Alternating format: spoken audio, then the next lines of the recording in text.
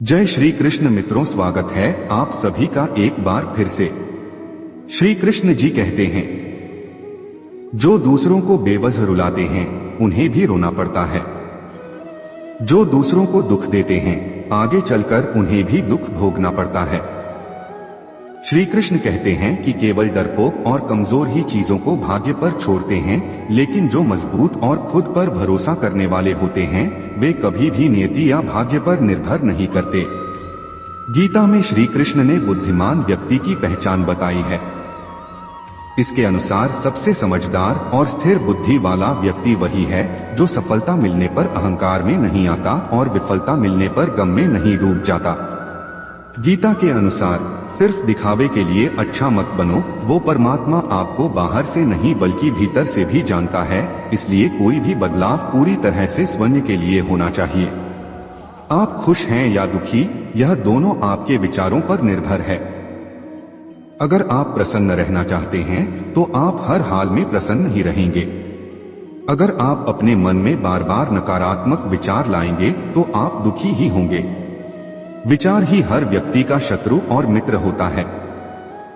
श्री कृष्ण कहते हैं, किसी के साथ चलने से ना तो कोई खुशी मिलती है और ना ही लक्ष्य, इसलिए मनुष्य को सदैव अपने कर्मों पर विश्वास करते हुए अकेले चलते रहना चाहिए। गीता में श्री कृष्ण ने कर्मयोग, भक्ति योग और ज्ञान योग को ही कल्याण का प्रमुख साधन बताया है। कर्म के प्रवाह से संबंध का टूट जाना ही जीवन का लक्ष्य है और यह लक्ष्य उपर्युक्त तीनों मार्गों से प्राप्त हो सकता है। मैं ना तो तुम्हारी महंगी भेंट से प्रसन्न होता हूँ, ना दिखावटी दान दयालुता से। अगर मेरे मन को हरना है तो मुझे प्रेम से पुकारो, मैं हाजिर हो जाऊंगा। अवास्तविक चीजों को लेकर मन में कभी डर पैदा मत होने दो, वो वास्तविक नहीं है। वह ना तो कभी था और ना कभी होगा। इसके विपरीत जो वास्तविक है वह हमेशा से था और उसे ना तो बदला जा सकता है ना कभी नष्ट किया जा सकता है। जो मनुष्य किसी अच्छे काम में लगा हुआ होता है, आने वाले समय में उसका अंत कभी बुरा नहीं होता है। मनुष्य अपनी 3 प्रमुख कृतियों द्वारा नरक के द्वार पर पहुंचता है। वे तीनों कृतियां काम, क्रोध और लोभ हैं। मनुष्य का समस्त निर्माण उसके विश्वास के फलस्वरूप होता है। जैसा वह सोचता है उसी के अनुरूप वह बनता है। परिवर्तन इस संसार का नियम है।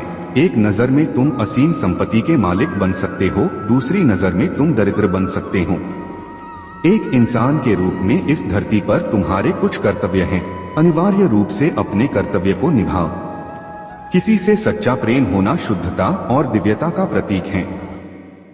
जो कुछ भी हुआ है उसमें तेरा कोई योगदान नहीं है, इसलिए तुम्हारी सारी परेशानियां व्यर्थ हैं।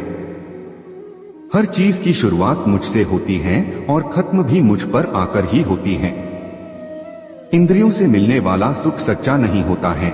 इंद्रियों का सुख पहले तुमको अमृत की मिठास देगा, लेकिन बाद में तुम्हारा विनाश कर देगा। तुम अपने जीवन को सार्थक बना सकते हो, लेकिन इसके लिए तुम्हें मेरी शरण में आना पड़ेगा। अगर तुम्हें मेरी बातें अटपटी लगती हैं तो तुम्हें अपने नजरिए को बदलने की जरूरत है। अभी तुम चीजों को उस तरह से नहीं देखते हो जिस तरह मैं देखता हूँ। अगर एक बार तुमने मुझ पर विश्वास कर लिया तो तुम्हें जीवन में कभी निराश होना नहीं पड़ेगा। एक बार जो मुझ पर विश्वास करता है उसको मैं कभी छोड़ता नहीं हूँ। जो मेरे भक्तों के साथ धोखा करता है उसके लिए मैं सबसे बड़ा शत्रु हूँ। अगर किसी ने मेरे भक्त को एक बार भी धोखा दिया तो जन्मों जन्मों तक मैं उसका उद्धार नहीं करता हूँ। इस देवत्व का सर्वोच्च मैं हूँ, सब कुछ मुझ पर निर्भर है। अगर तुमने मेरे बारे में जान लिया तो तुम्हारा कल्याण निश्चित है। मैं हर दिल को एक मंदिर की तरह देखता हूँ। जो दिल जितना सुंदर होता है वहाँ मैं उतना ही अधिक ठहरता हूँ। भगवान श्री कृष्ण के चरण कमल इतने पवित्र हैं कि जो कोई उनकी शरण लेता है तुरंत शुद्ध हो जाता है।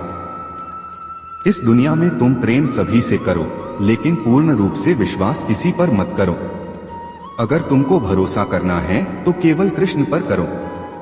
मन बड़ा चंचल है, इसलिए अपने मन को स्थिर रखो, उसको कभी व्यथित मत होने दो। आपने जो कुछ भी किया वह आपके साथ एक दाग की तरह चलेगा, इसलिए अपने कर्म में शुद्धि लाओ। बुरे विचार मन को दुखी और परेशान कर सकते हैं। लेकिन जब आप कृष्ण में विश्वास करते हैं तो कृष्ण स्वयं आपकी सब परेशानियां दूर करने आते हैं। मैंने अभी तक तुम्हारे शरण में आने के प्रस्ताव को स्वीकार नहीं किया है, क्योंकि तुमने अभी तक पूर्ण रूप से समर्पण नहीं किया है। जब तुम शुरुआत करोगे तो स्वाभाविक रूप से तुमको असफलता मिल सकती है। कई बार तुमको गिरना भी पड़ सकता है, लेकिन इसका मतलब यह नहीं होना चाहिए कि तुम उस काम को करना छोड़ दो। एक समय आएगा जब तुम परिपूर्ण हो जाओगे और तुम्हारे सभी काम सफल हो जाएंगे। इस काम में मैं हमेशा तुम्हारे साथ खड़ा रहूंगा। मैं तुम्हारे हर छोटे बड़े कर्म में साथ दूंगा। तुम्हारा जो दिल करे उसको करो, लेकिन नम्रता और सरलता के साथ करना, अहंकार के साथ नहीं। एक उपहार तब शुद्ध होता है जब उसको सच्चे दिल से सही व्यक्ति को सही समय पर दिया जाता है और बदले में कोई दूसरी उम्मीद नहीं करते हैं। कड़े संघर्ष के बाद प्राप्त होने वाला सुख जिसने आपके दुखों का अंत किया है। ऐसे संघर्ष का पहला कदम आपको कड़वे जहर के समान लगता है और अंत में आपको अमृत की प्राप्ति होती है। इस तरह का सुख केवल मन की शांति से प्राप्त हो सकता है। इस धरती पर आने के बाद आपका मुख्य उद्देश्य यहाँ से मुक्त होना है। केवल वही मनुष्य मुक्त हो सकता है जो अपने कर्मों में दृढ़ संकल्प के साथ स्थिर है और सुख दुख को समान रूप से सहन करता है। जो मनुष्य अपनी आत्मा की बात सुन सकता है वह मुझसे बात कर सकता है और देख भी सकता है। अपने सभी कर्मों को कृष्ण पर केंद्रित होकर करो। आसक्ति को त्याग दो। सफलता और असफलता को एक समान दृष्टि के साथ देखो, क्योंकि आध्यात्मिकता का अर्थ ही होता है स्वभाव। वह मनुष्य जिसने घृणा को त्याग दिया, जो सभी प्राणियों के साथ समान व्यवहार करता है, जो सुख दुख और दर्द पीड़ा से अप्रभावित है, जिसके अंदर करुणा भरी हुई है और मन शांत है, उसने सही मायने में मुझे प्राप्त कर लिया है। यही वह मनुष्य है जिसको मैं सबसे अधिक पसंद करता हूँ।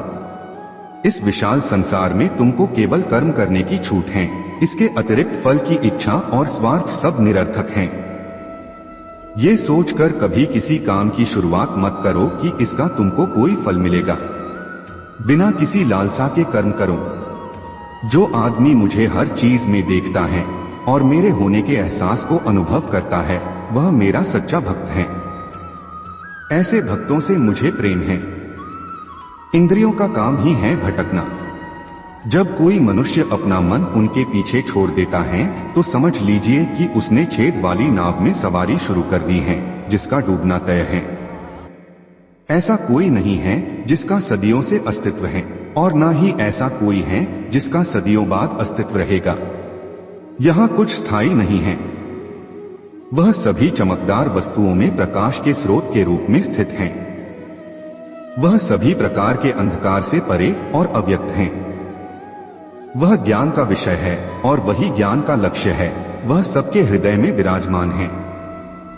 तुम उसी को देख पाते हो जो तुम हो, और तुम वही जो तुम देखते हो। मैं सभी के घरों में निवास करता हूँ। मेरी ऊर्जा सभी जगह समान रूप से वितरित है। जो मुझे पहचान लेता है उसको मैं भक्ति रस प्रदान करता रहता हूँ। मैं सर्वनाश कर सकता हूँ, मेरे रुकने की वजह मेरे भक्त हैं। जिस दिन मेरे सभी भक्त मर जाएंगे मैं सर्वनाश कर दूंगा। जो व्यक्ति अहंकार से मोहित होकर अपने कर्मों को अंजाम देता है, मैं उसके खिलाफ खड़ा होता हूँ। तुम हमेशा के लिए यहाँ रहने वाले नहीं हो। तुम्हारा जीवन बहुत सीमित है। जो मनुष्य यहाँ आता है वह अपनी क्षमता को तलाशने के लिए आगे बढ़ता है। ये गलत नहीं है अगर तुम निस्वार्थ भाव से अपनी गति करते हो। स्वभाव के द्वारा निर्धारित कर्तव्य का पालन करने से कोई पाप नहीं होता है। हम वास्तव में कभी दुनिया का सामना करते ही नहीं हैं। यहाँ रहकर हम जो भी अनुभव करते हैं वे हमारी इंद्रियां हैं। तुम केवल अपने कर्म पर नियंत्रण कर सकते हैं। तुम्हारे कर्म के परिणाम का तुम दावा नहीं कर सकते। हारने का डर, असफलता का भय, कर्मों के साथ भावना जोड़ना सफलता की सबसे बड़ी बाधा है। ये विचार मन को अस्थिर कर आपकी क्षमता को लुटता है। तो दोस्तों, आज के लिए बस इतना ही। मिलते हैं एक और अच्छी वीडियो के साथ। तब तक के लिए जय श्री कृष्ण।